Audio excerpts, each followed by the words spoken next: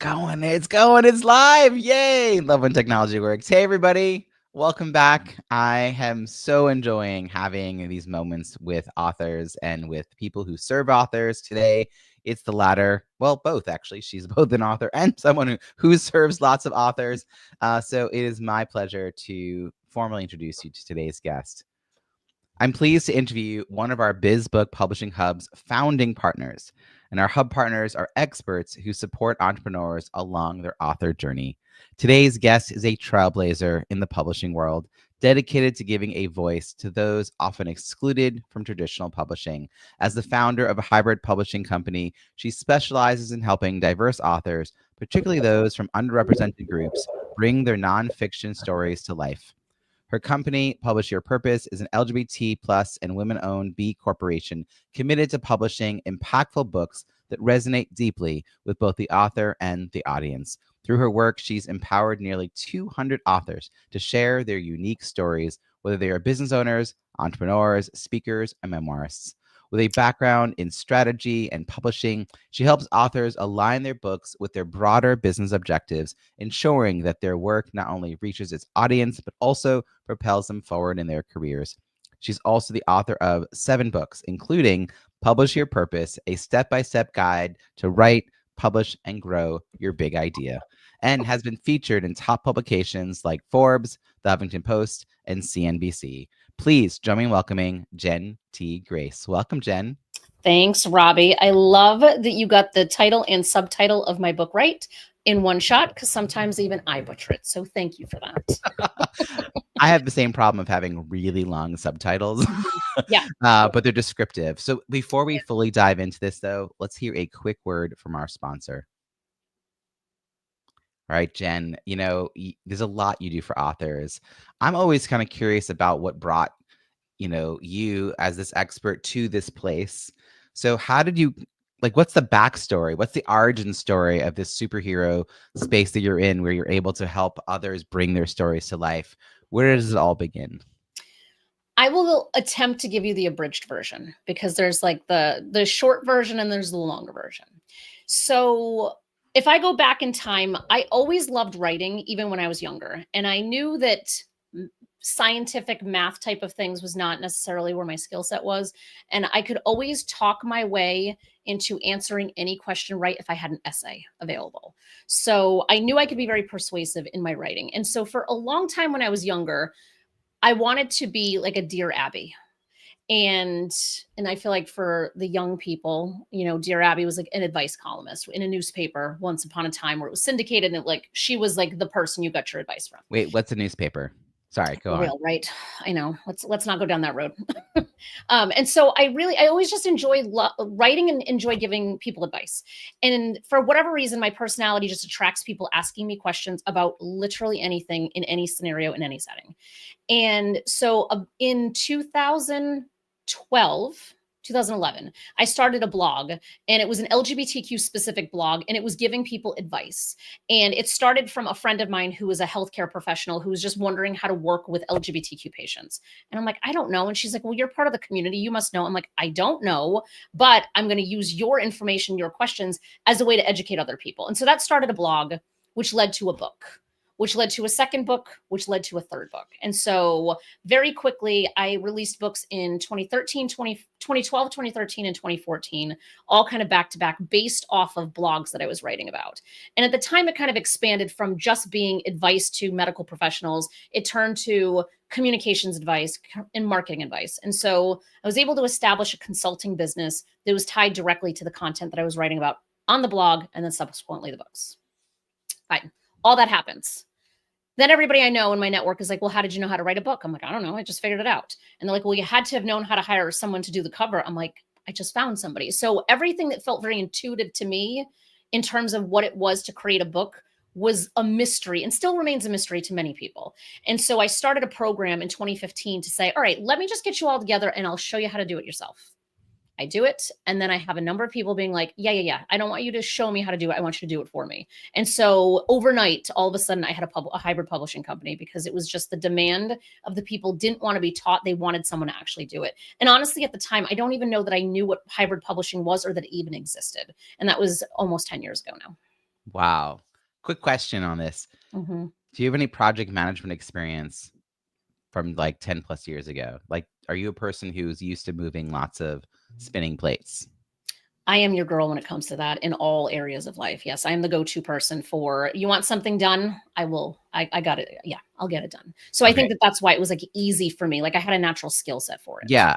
I was thinking about my own experience, my first book, because while I did seek out some information, I didn't have that qualms about like trying to find someone to design the cover or find the editor or like I knew how to find a resource and I knew how to juggle like competing deadlines. I just run a lot of events in my background. Mhm. So to me, it was just like another project or another event that I was planning.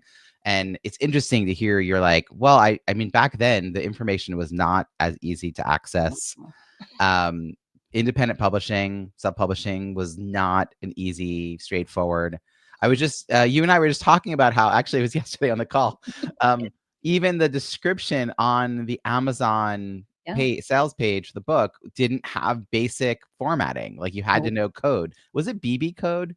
If I remember, like it was something I think wonky. It so. wasn't quite Yeah. HTML. No, it was something like real specific that like if you knew HTML, you were like almost there, but not I think quite it's enough. called BB code. It's basically supposed to not mess with the original code of the site, but still provide like anyway, it's just like so many things were hard and yet you figured your way through Mhm. and 3 books in 3 years. That's a Mhm. lot. I mean, Yeah. what were the topics of those first books? You said it was related to the blog. Was it all focused in the medical profession and LGBT community?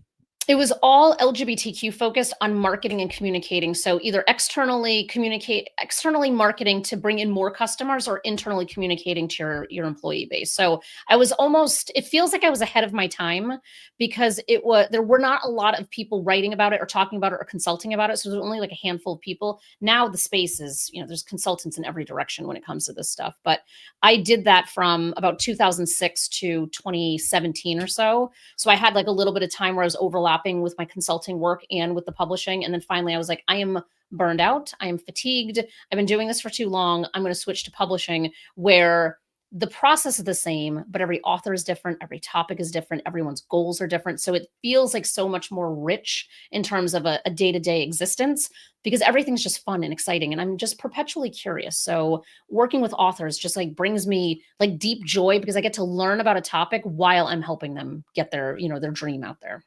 When you and I first met, we're going back probably to around 2016, 2017, I think. You had a particular title you were going by. We'll share about how you came to use that moniker and Oh, how it yes. helped you. Yes. So it was the professional lesbian, and it still sticks today because if you look up my name, a lot of times you will find that information because I did what I feel like such a good job branding myself as a consultant in the space. And they're still out there. There's probably 600 blog posts that are still out there and hundreds of podcasts that I've done. And even now, I have more hits to a podcast that the last episode aired in 2016 than I do on podcasts that I record now. Like it's so like when you really are thinking about content and that's all related to what we do, right? It's not just the book's content, it's the content that supports it. So much of what I do is sharing strategies that worked for me almost a decade ago at this point and they still work today. Not everything, but a lot of it still stands true today. Yeah, it was really interesting how you were able to take so many transferable skills throughout your life, and it led sort of almost in a, of course, natural progression kind of way to the work you're doing today. Um, but before you published that first book, much like before I published my first book, I wouldn't have thought I'd be working with authors. But then suddenly you're surrounded by a lot of authors or people Mhm. who want to be authors. And it's like you looked into the mysterious black box and figured out the how to publish. And then Mhm. everyone was like, well, how do I do that? But I think that piece you said, they didn't want to just be told how to do it. They actually wanted you to hold their hand. Mhm. And that's a particular subset of the world of would-be authors. Mhm. How did you define that initially? Like, were you really clear you just want to work with LGBT authors? Like, how did you first define, who this service was for, and did it sort of adjust over time? It's a really good question. I don't know that we had I think the core of what we began with and what is still today, still there's still a cohesion to it because when I was looking at how I did it. I had other friends that weren't necessarily working with me, but we were brainstorming and they were also working on their own books. And it was kind of like mini masterminding, even though what we're all up to was very, very different. And what I knew then is that my background is marketing. So all prior to the consulting, and even in the consulting was very much marketing focused. And my degrees are all in marketing. So everything just kind of always has lended itself to marketing. And when we think about nonfiction authors and the authors that are growing businesses in relation to their book, there are different strategies that inherently work for those types of authors versus someone who's writing a romance novel. Like the marketing of fiction versus nonfiction are not even remotely in the same conversation. And so if I go back to what we were looking at then, I was thinking, how do I find more people like myself who are trying to like really improve their thought leadership?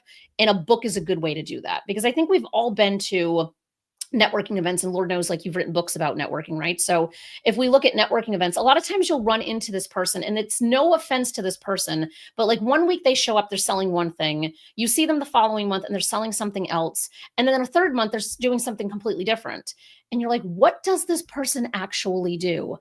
And sometimes you see that all of a sudden they've come out with a book, and now they've connected the dots that those three things that make no sense on the surface are actually completely intertwined. And the reason we now know that is because they have the messaging and the positioning of their book to tell us that. And I think authors who really lead with their book in that way see so much more success. So if I think about like how and who, the who was always the same, has been consistently the same. How we've done it, we just keep, I think, enhancing. We've never taken anything away. We're just always constantly adding to what we do. Yeah, there's a lot of piloting ideas and then adding on to those ideas as you go. And I like that example you just made about the person who's creates a more unified message with the book. And that's the thing they become known for. It's definitely, it's something I've experienced, but also even in the process of writing a book, you end up like coming up with the steps or the framework of your process. Like, I know that for my second book, when I was coaching, I had this process for helping people network and leverage their network. But I think I probably had steps 1, 4, 7, and 10 because I would meet with people and we'd work through it. So I didn't have it all written out. Well, when you go to write a book, you can't write down 1, 4, 7, and 10 and hope people are going to do something with it. Yeah. So I workshopped that particular piece of the book with communities of people in the months leading up to the book coming out. And then I found out that I had to write 1A, 1B, 1C, 2A, 2B, 2C, Oh, yeah. and like lots of more detail and handholding. And even with all of that, there's still a lot of people who look at the book and go, wow, I could follow this, but I really just want someone to work with me. And so the book becomes a way to help people realize the solutions out there, the problem's not one you realize you had, and there's actually someone there who can guide you through it. So I love this. I'd love to hear specifically what problems you're solving for authors. So to describe a little more specifically the person that you're most likely to work with and why are they coming to you? Like, what's the outcome they're hoping for because they've worked with you? Yeah. The one descriptive word that I can use for someone who's like the ideal person that works with us is someone who's motivated. It's really just a motivation to do something more with your book. It is not someone who's just saying, I want to do a book because I want to, I heard that books are the new business card. That is absolutely, if that is what you're doing, you were not going to be a good fit. And it's not to say that you can't use a book as a business card, because that's also part of it. But, those real kind of like a 50-page, like just trying to crank something out. You didn't really edit it. You designed it in Canva yourself. Like, that's not what we're looking at. It's more of someone who is really aspiring and or already growing into thought leadership. And people are looking to them as the person who has the solution to their problems. And so if we look at that motivation, our focus is strategy. It is always strategy. It is marketing strategy. It is distribution strategy. It's the manuscript strategy. It's all of the things. So every single step in our process has some strategic element to it, because if you jump around and you miss things, so like if we think about manuscripts, right? When we think about once it's in typesetting, there needs to be calls to action to your book. Like if you are a thought leader and you really want somebody to say, yes, I need to hire Robbie to come help me do X, Y, or Z, there has to be a trail for that reader to follow within the book to know that, oh, hey, Robbie can provide X, Y, and Z. And I find over and over and over again that authors miss that every day of the week. And I am a book judge for a couple of different awards. And every fall, I get like 70 or 80 books that I now have to judge. And I'm a design judge. So my job is to go through from a design standpoint, inside and outside. And then I have to write the whole thing up. It is quite an effort that goes from November to February. And every time I'm always looking for the calls to action because I'm always judging business books. And so I'm like, where are the calls to action? And I would say 90% of them don't have calls to action. So it's such a tiny little piece to a bigger puzzle. But if we look at what a call to action is going to do, it's going to take the reader out of your book and it's going to bring them into your ecosystem. And the next piece of that is, what does your ecosystem look like? And so that's what we're helping our authors figure out and develop is, what does the ecosystem look like? Because what works for you may not work for me or vice versa. So that's like a big fundamental piece. It has to be someone who's motivated to create the ecosystem. My God, there's so much that I love about this, Jen. And I don't know if you and I have fully had this conversation, but you're describing exactly the kind of person that I want to have as a hub partner in the business publishing hub, because I want an author or a writer who's a would-be author to be asked by every person I hire at every stage of the process a question that makes them question their strategy and make sure that they're aligned with the outcome they really want. Because outcomes can also change, right? Like you might start thinking one thing and then a year and a half later have a different idea of what the book should be because you've been talking to people. So if you hire someone and they're like, oh, you took 20 blogs and you merged it together with ChatGPT and threw on an image from Canva, great, I'll print it. They're a printer. They're not a publisher. You don't need that. Like, do not do that. And if anybody, whether it's the editor, like everybody should know your end game and be able to help you craft a book that gets to that. And specifically, I wanted to identify folks like you who are working with entrepreneurs who want to become successful authors because they have different needs than a travel writer, a memoirist, or any kind of fiction author. And you just gave one clear example about the call to action. And a lot of times they don't have the call to action because they don't actually know what comes next. And so half the people I've met with around talking about their book launch, and these are people often who have already published the book. I say, tell me about your book. They can talk, no problem. All about the book. And I go, okay, well, tell me, like, if I'm a reader and I'm super excited about what you're saying, how do I find you and connect with you? And then what's the next thing I can do with you or buy from you? And then they're like, and it's like, it's hard for me after the fact to try to create something that's cohesive. I would much rather partner with an author who's already partnered with someone like you, so that by they come to me, I'm helping execute a good plan about it. So anyone listening, if you're hiring folks to help you with their book and the books to help you grow a business, please run away if they ask you no questions. Like if they don't want to understand your end game and if they're not going to help you line it up directly, it's like hiring someone to do Facebook ads, which they happily do, even though the page you're sending people to is not converting. It makes no sense to me. Yeah. And I feel like it's those little things that, as a first time author who's just trying to navigate the space, like you don't even know what to ask because it's just so overwhelming. So if we go back in time when I first started doing this, it was create space. Like KDP was create space. And so there weren't a lot of avenues or options. And yes, there were forums and things like that where people were sharing information, but the saturation of information that currently exists, I actually think is still problematic because now it's just all of this information because everybody on the internet has an opinion, which there's no fault in that. But it doesn't mean that it's the right opinion or it's an opinion that's going to align with your goals. So I think that is one really good piece of advice, is to just always ask questions. And we have a blueprint that's the 9 questions to ask a publisher. And you can print it out from the website, take it to every conversation you have with a publisher, just to identify, is this someone who's going to actually be able to serve my goals? Or is this more of a vanity press who's just going to take my money and then disappear in the night?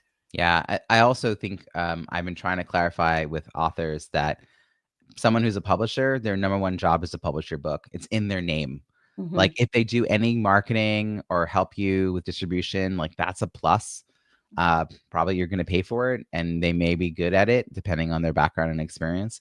But you're hiring to publish your book.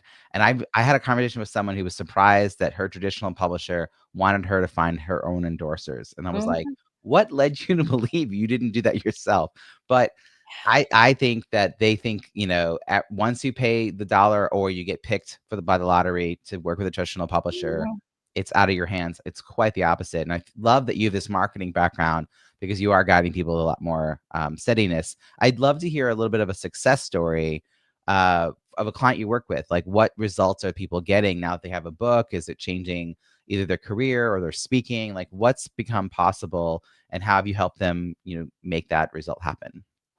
Yeah, so I can kind of give like an amalgamation of examples because I'm always mindful of confidentiality and not, sharing people's information. But I find that people kind of come from one of two angles. It's either someone who is already an established thought leader and everyone's like, "Where's your book already?" And so it's more Mm, of like they're kind of coming partially from an obligation standpoint of like, all right, I got to finally do this thing because everybody's wondering where it is. So there's the kind of that side. When we're working with authors like that, the sales of a book are almost like a no-brainer because they have an established network of people. And when you have an established network of people and you have a team, for example, like authors who have teams, which is not everybody, but those that have like even a small team can move mountains because they can take a strategy that we present and they can just run with it. And they have carte blanche to just do whatever they think is going to be in the best interest and serve the book and the author. The thought leaders in that category are also the people who already have the ecosystems built. So, and they are also the people who understand that you're not going to make millions from the sale of your book alone. We all know this. We have a number of authors that sell, thousands of copies in a single month without any problem, or month after month after month. And we have other authors that don't really sell much. And so it's kind of this wide range, and you obviously have to take averages here.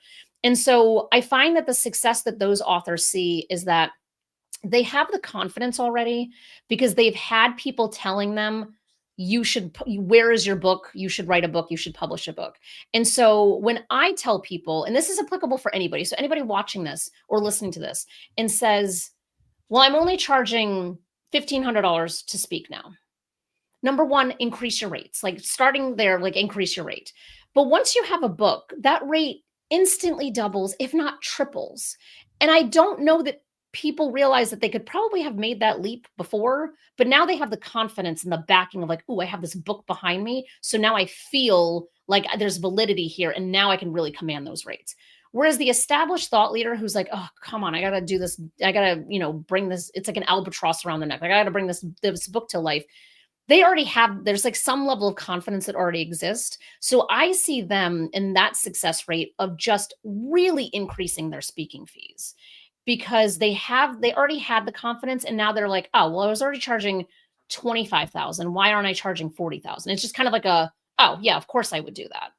So I feel like it's kind of like, that's where I see the more established speaker, the more established author really, really shine is on the speaking side of things because it's just kind of like a no-brainer at that point. Well, and also another sort of myth to debunk is the idea that individual book sales is how authors make all their money, right? It's what you're really saying is it gives them permission and the confidence to raise their rates with their speaking, coaching, consulting, whatever their programs are out there in the world. The book gives them that authority, and they're now perceived as the expert. Yeah. The individual sales isn't really what's making the dollars happen in the bank account. It's the bulk orders with Mhm. accompany those speaking. And so Yeah. I mean, I feel like sometimes this idea like we're gonna hit publish and it's just gonna magically happen.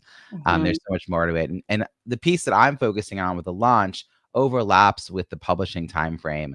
And so I've been learning the more I talk with folks like you about this, it all coalesces for the author because for me, it's about building a launch team Mhm. and getting them the advanced review copy Mhm. and collecting the reviews before the book's even published, and then spending 2 or 3 weeks getting the reviews actually on Amazon, and then having a big launch day, everything celebration.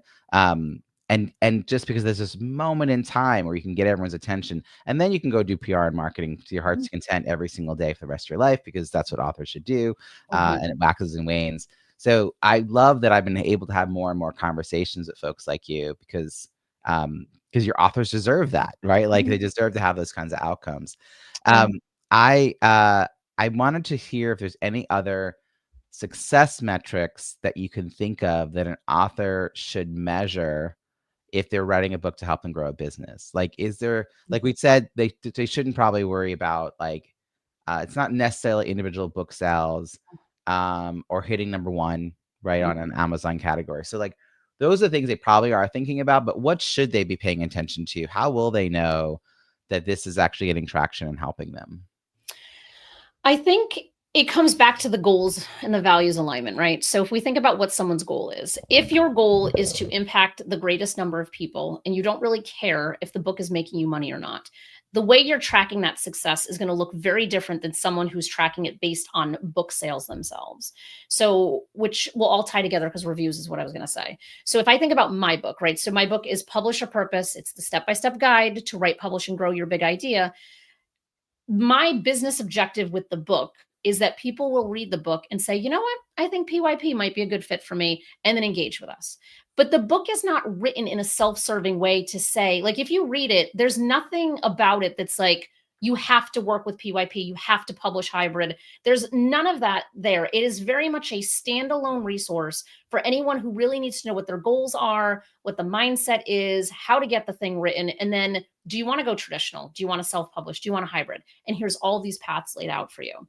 And so for me, it's kind of like both here. It's like both and where it's I have authors that will never be able to work with us because they just can't afford our services or they don't have the right type of book that we would be looking to publish. And for those folks, I want them to see that there's a path forward for them. And then obviously there's going to be the percentage of people that can work with us. So for me, I am not tracking my metrics on book sales alone because I give my book away all day long. Every day of the week, I'm constantly giving my book away. So I give like physical copies to the authors that we work with so they can see examples of how they can really think about like a creative design versus just a very standard black and white interior, as well as like the Kindle, the Black Friday promotion that we all did, that's dropping the price to $1. So for some authors, the idea of dropping their price to $1 might feel like it's watering down the value or that they're kind of giving away too much or they're holding on to that intellectual property and feeling like they're so protective of it.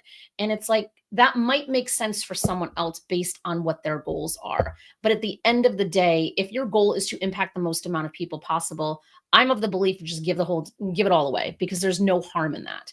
And I think the metric to help with that is reviews, which is what your brilliance shines in. Is I have seen, and we have 200 books at this point, and I can look in our KDP dashboard, I can look in our Ingram dashboard, and I can see that there is a direct correlation between our books that have the highest reviews and the highest number of sales. There's an absolute direct correlation between the two. So I think that is a metric that I don't think enough people pay attention to. And if we look, like I'm still trying to get to 100 by the end of this year, and I'm at like 82, and it's driving me crazy to get to that last 18 because, as you know, like it's not always an easy task to get to the reviews, but it's the worthwhile task because it's the one that's going to have the biggest impact from a credibility standpoint, and then also helping the algorithm see, oh, hey, there's people talking about this book. There must be something of value here.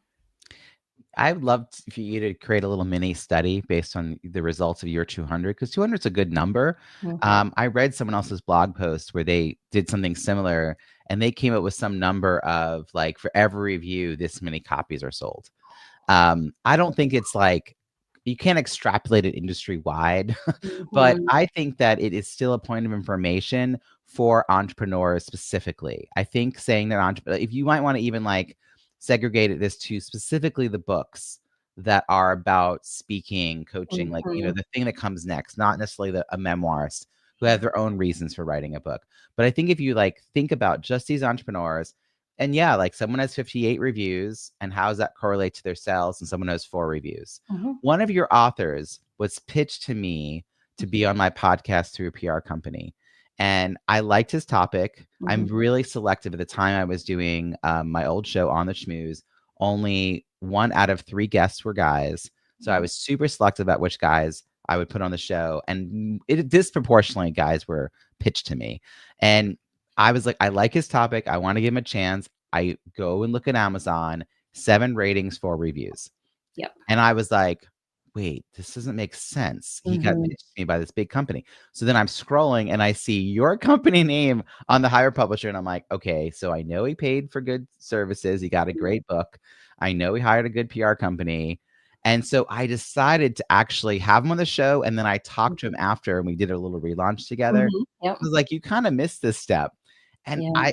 who knows why people jump from publishing to marketing. A lot of publishers don't really have an in between.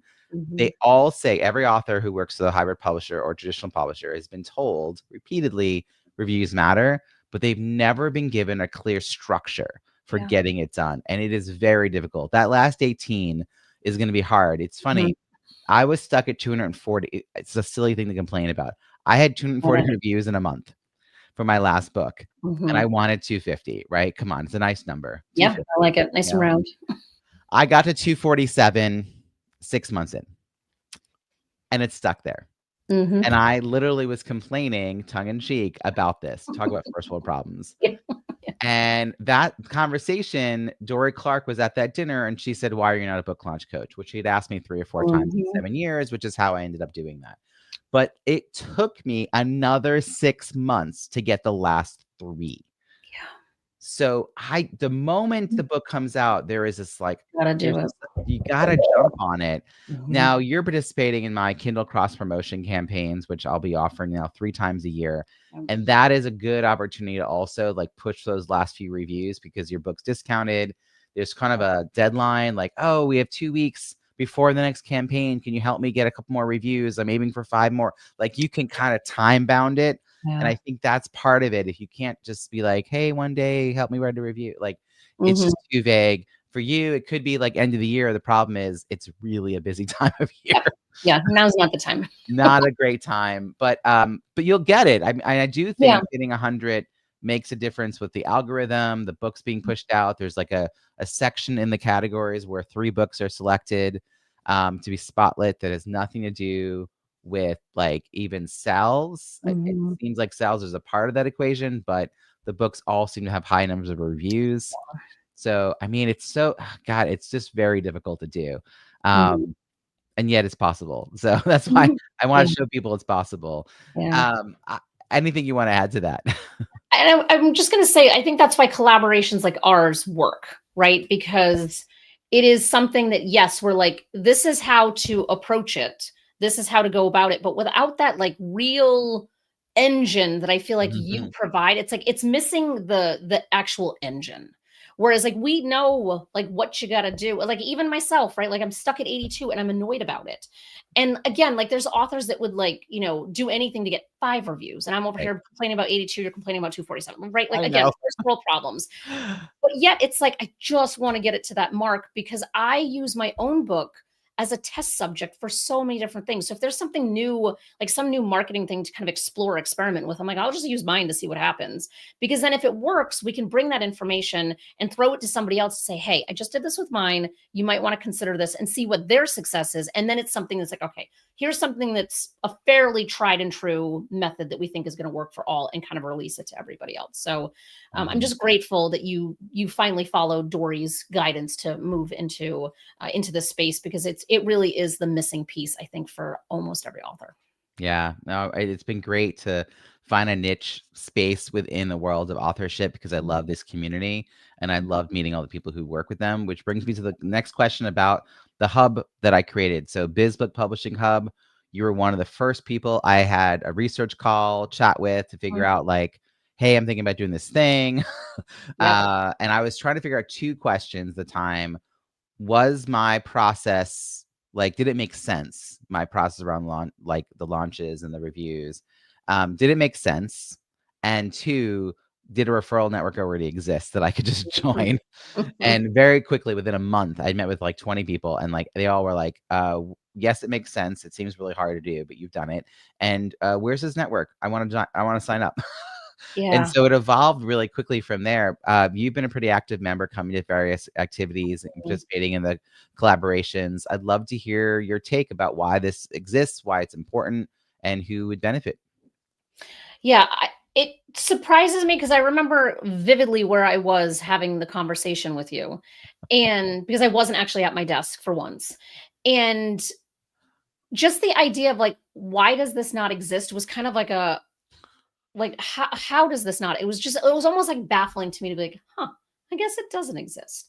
And I'm part of like a couple of just kind of small networking circles, if you will, that have other people who are, editors, designers, people like that. But what I love that you've done is you've actually created like a central source for authors who need help. And what I also appreciate is just the curation, where it's not just like because someone wants to join, you're going to be like, oh, I'm going to take their money and go. Like you really have a solid vetting process to be like, is this someone that I want?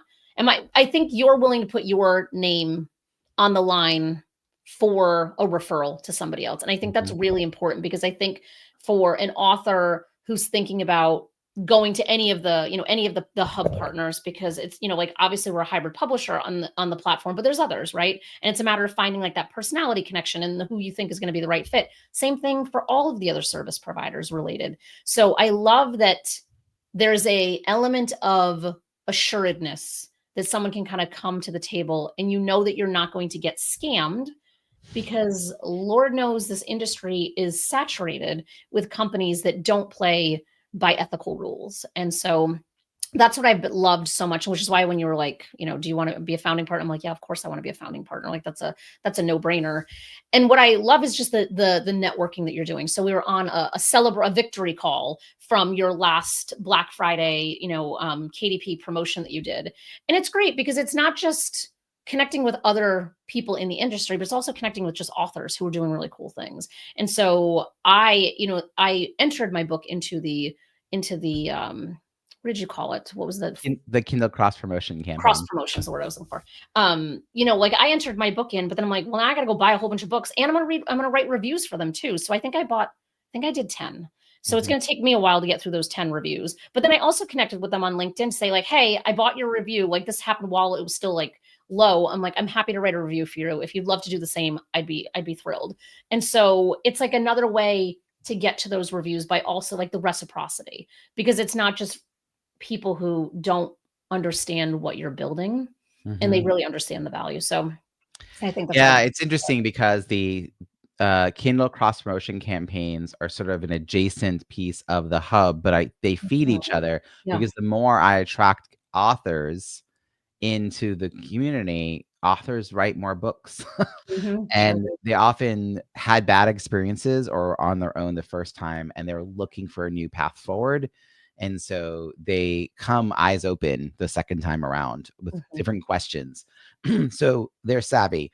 Excuse me. And so they're ready to like network and meet the right people and be values aligned. And I'm, like you said, even though you're a hybrid publisher and there could be like 8 more on the list, you're all different about who you serve and what your backgrounds are and who would feel comfortable. And like that, I think that's important. The alignment piece for these writers and authors is so key.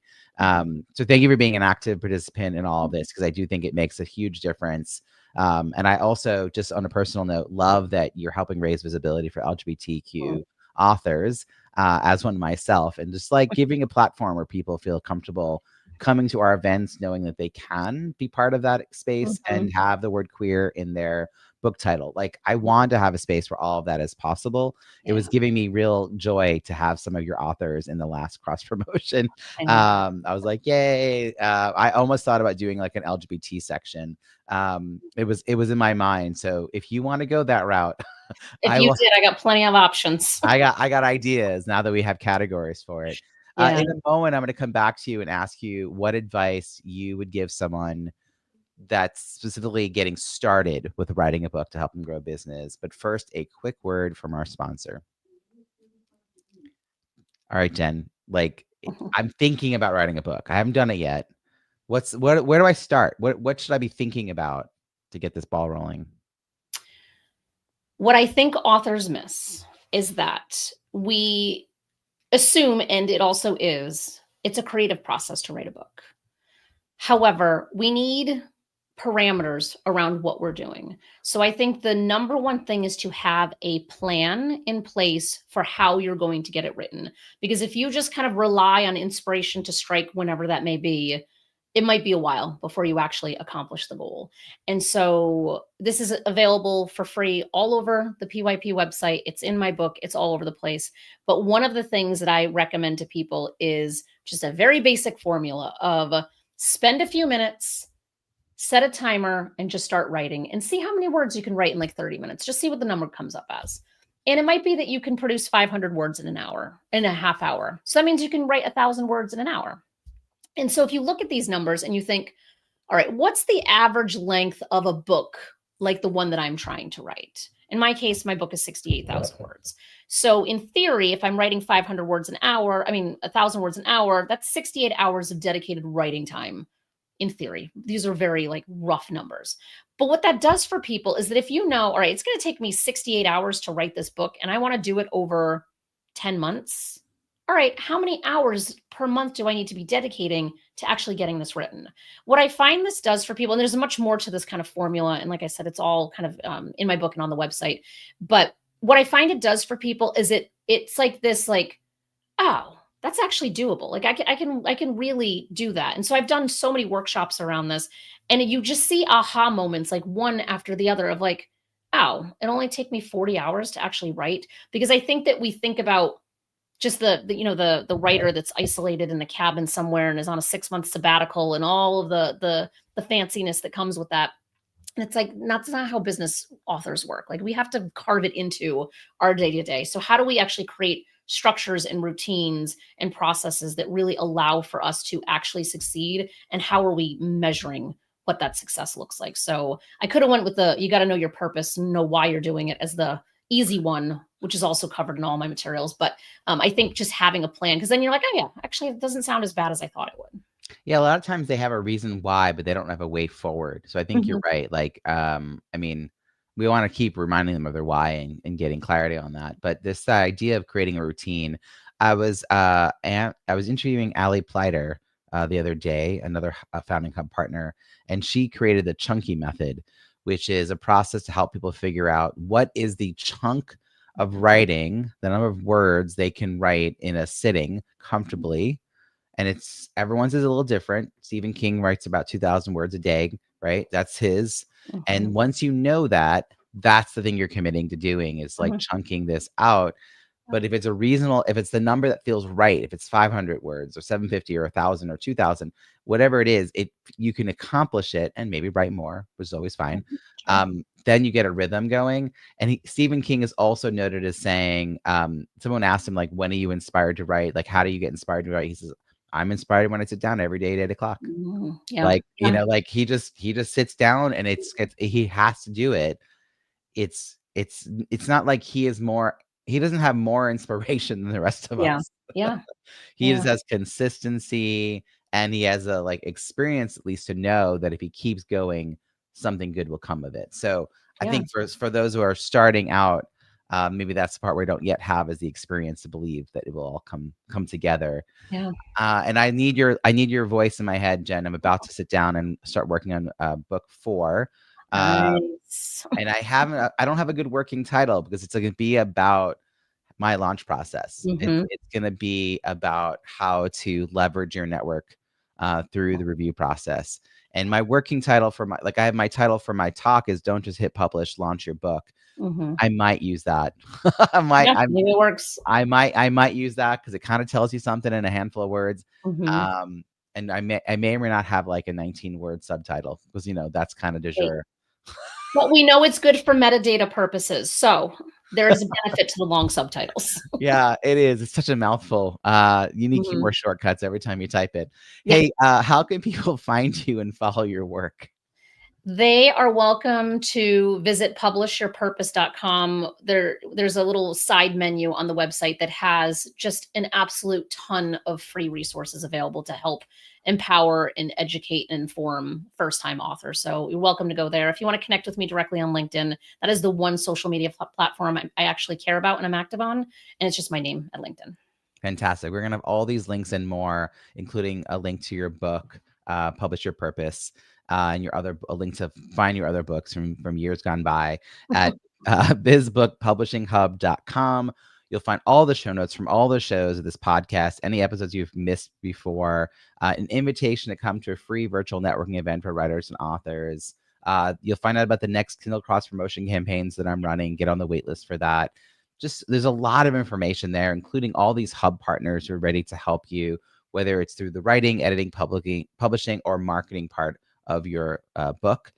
We would love to support you. So head over to bizbookpublishinghub.com.